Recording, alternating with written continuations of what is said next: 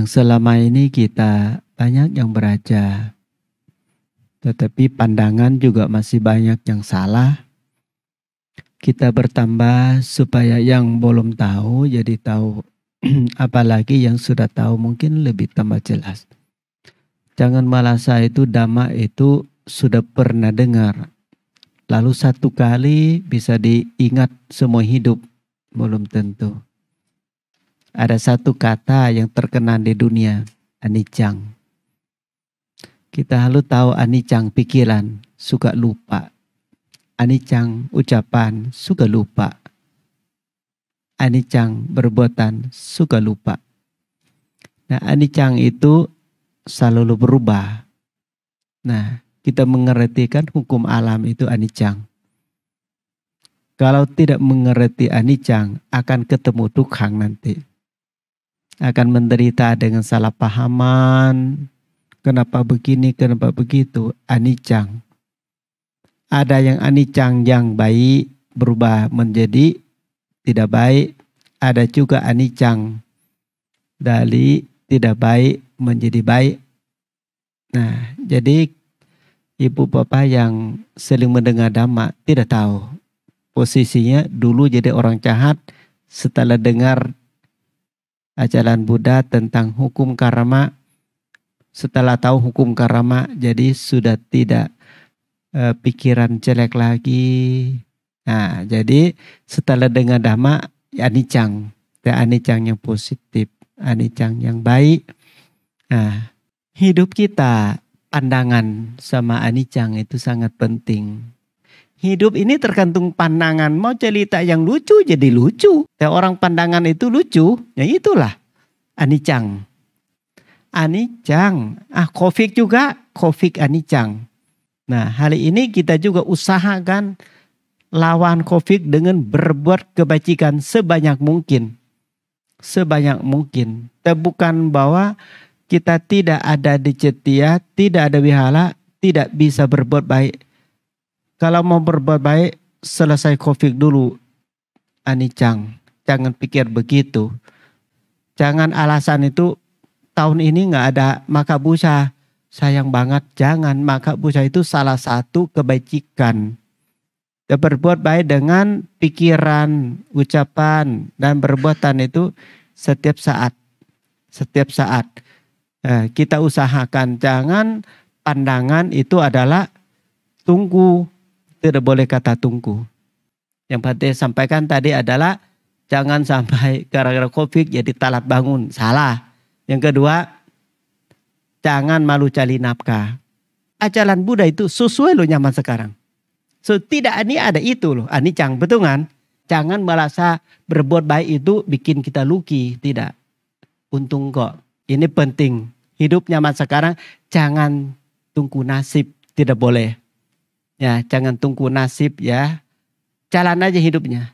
Nasib ini di tangan. Nasib ini di tangan. Maksud saat ini. Inilah bikin ajaran Buddha berkembang banget sekarang. Kenapa? Diajarkan tentang hidup saat ini. Bukan besok. Bukan kemarin. Bukan minggu kemarin. Bukan minggu besok. Bukan bulan yang lalu. Bukan bulan yang akan datang.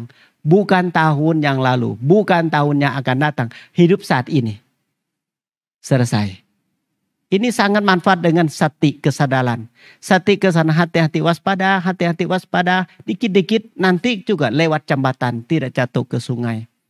Ini juga demikian. Walaupun susah payah apapun, ingat saat ini. Ya, jangan ingat besok gimana, minggu depan gimana, bulan depan gimana, tahun depan. Jangan kepanjangan, itu salah. Itu berarti pikiran, bukan kebenaran. Jangan pakai pikiran sampai besok. Saat ini udah makan, udah selesai. Urusan makan, tidur, udah selesai. Lalu untung rugi itu jangan hitung sampai menjauh dengan mingguan, bulanan, dan tahunan. Berarti kesadaran itu adalah hati-hati waspada. Maka ajaran Sang Buddha saat ini jadi teman baik. Saat inilah teman baik. Sedang sakit pun kalau pakai dhamma, sakit itu akan ringan. Sedang apapun, saya yakin kalau manfaat meringankan hidup kita. Maka hari ini juga kita usahakan datang karena berpikir dhamma itu penting.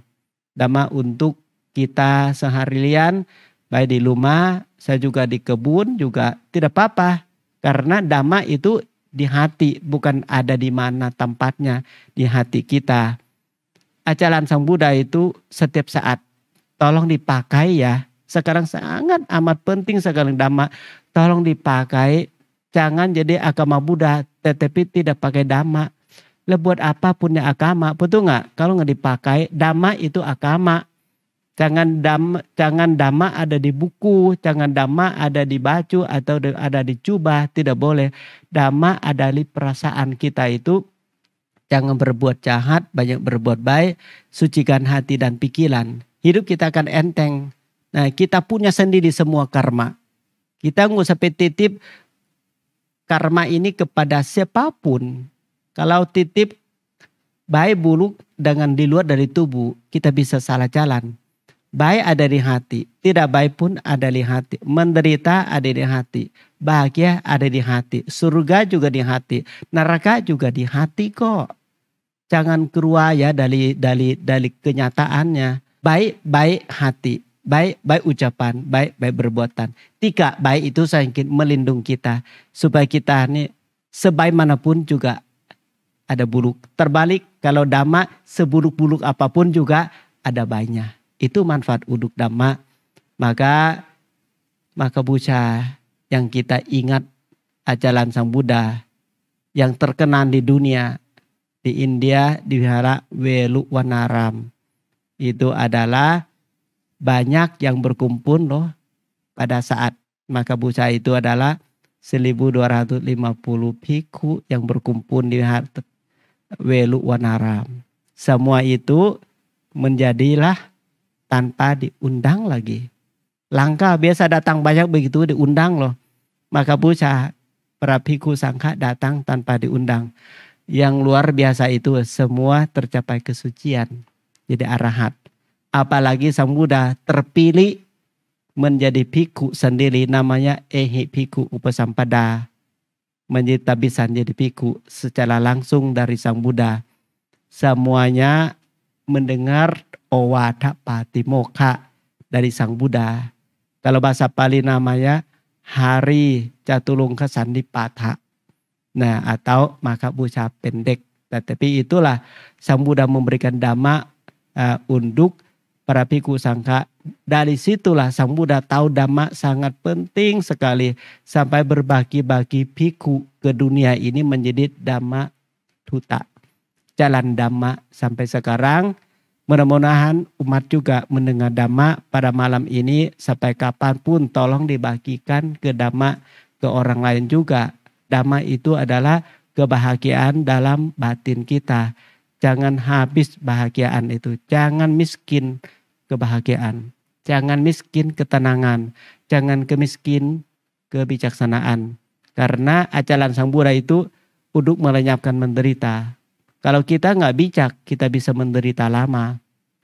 Nah, jadi ajaran Sang Buddha itu mohon untuk digunakan sebaik-baiknya. Ini warisan satu-satu yang tidak bisa nilai dengan uang. Warisan yang tidak bisa nilai dengan rumah. Tukar dengan apapun murah daripada dhamma. Dhamma paling mahal. Kenapa? Dhamma itu berbuat kita buka pintu kebahagiaan. Uang bisa dua pintu, bisa bahagia, bisa menderita, bisa surga, bisa neraka. Yang pegang intan, pegang belian juga bisa ke neraka, bisa ke surga. Kalau pegang dhamma, saya yakin tidak ada pilihan kecuali pintu kebahagiaan. Anumodana, sape satta bhavantu sukhitata. Semoga semua makhluk hidup berbahagia.